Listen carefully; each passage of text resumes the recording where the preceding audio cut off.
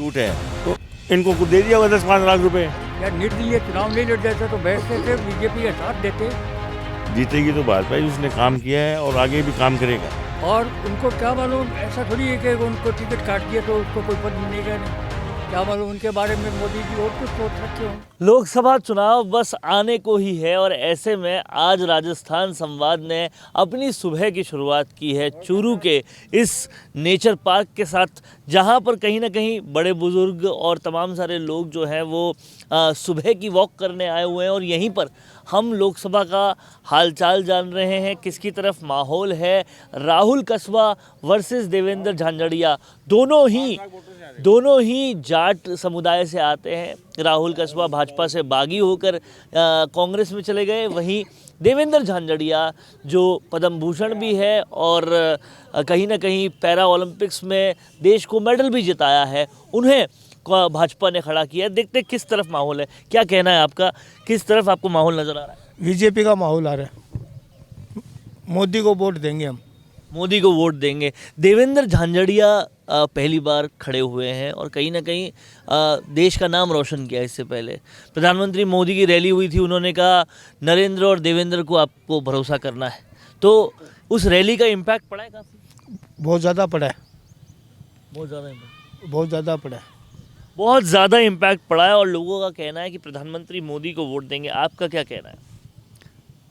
प्रधानमंत्री मोदी आने से इम्पैक्ट तो पड़ा ही है, बाकी पार्टी का वोट है, एक तो कम्युनिटी का वोट दे रहे हैं, लेकिन वो भी धीरे धीरे बीजेपी की तरफ झुकाव हो रहा है।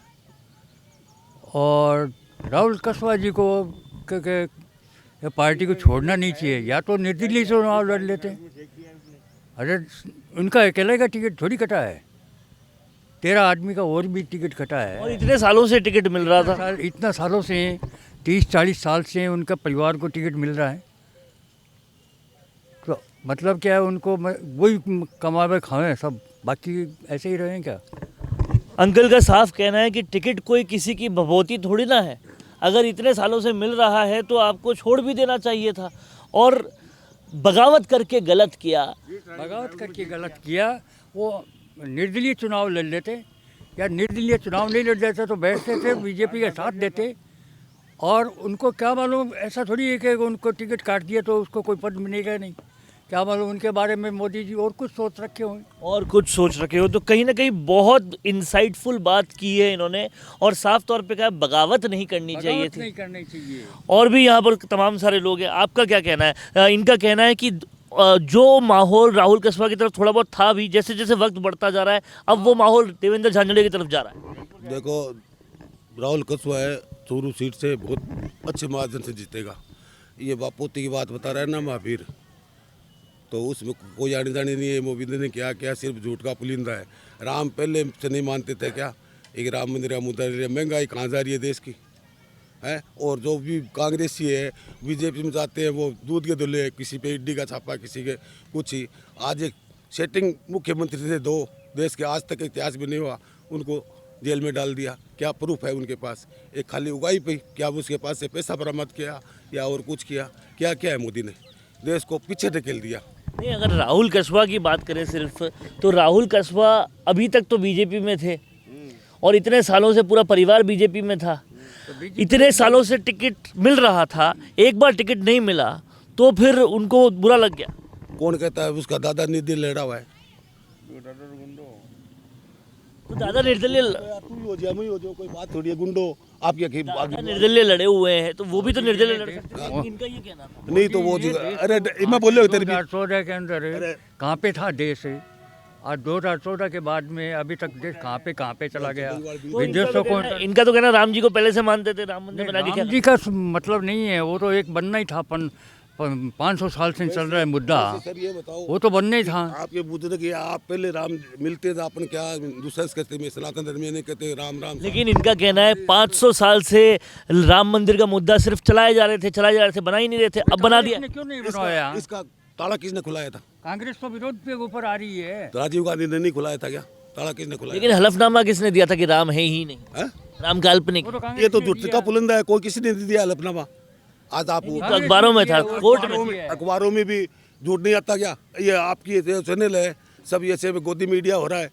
कोई या तो गोदी मीडिया होते तो आपकी सारी बातें थोड़ी ना सुनते सर। आती नहीं है कितने ले गया, एक भी नहीं आती है। देखते हैं यूट्यूब पे, गूगल पे देखते हैं, किसी का भी नहीं आता है। लोकल चैनल है ना वो। अरे डट यार, हकीकत है वो जो बात है वो भी आती है ना, न्यूज चैनल पे तो नहीं आती, उन पे भी आती है ना, कहीं देखते नहीं है आपके जो समर्थन भाई है, वो साहब। सब सच सर बात ऐसी है, हाँ हाँ, वो काट देते हैं।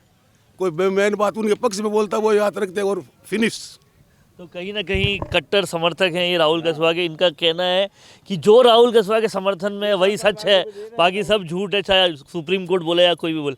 आपका क्या कहना है भाई? नहीं, मैं इस डिस्ट्रिक्ट से नहीं आता, मैं इस डिस्ट्रिक्ट से नहीं आते। अच्छा, आपका क्या कहना है? आप तो भाजपा का टी शर्ट भी पहन के यहाँ पर है।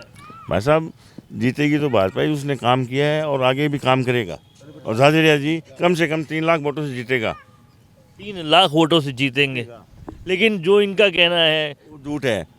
इनको कुछ दे दिया होगा 10-5 लाख रुपए। हरिश्चंद्र की औलाद है ये, मैं तो झूठा। इनको कोई 10-5 लाख रुपए दे दिए होंगे।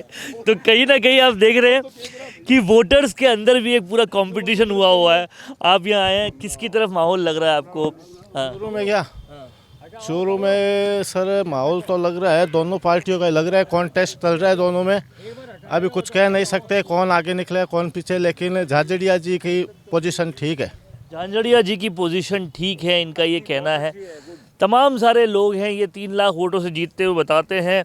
बस एक अंकल हैं जिनका साफ तौर पे कहना है कि नहीं, ऐसा नहीं होगा। और राहुल कसवा चाहे जो भी हो, चाहे बगावत की हो, चाहे कुछ भी हो, इन्होंने कहा जिस थाली में खाया उसमें छेद किया है। तो ये चूरू का माहौल है।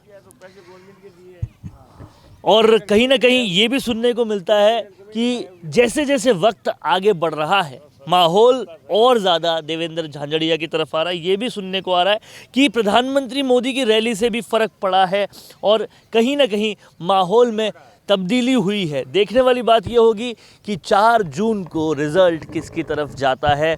और अभी तक जो चूरू की चर्चा है वो पार्कों में सीमित है, लेकिन ये जब वोट कास्ट होंगे तो इसका क्या रिज़ल्ट आता है, ये देखने वाली बात होगी। कैमरा पर्सन करण के साथ वरुण भंसाली, राजस्थान संवाद के लिए।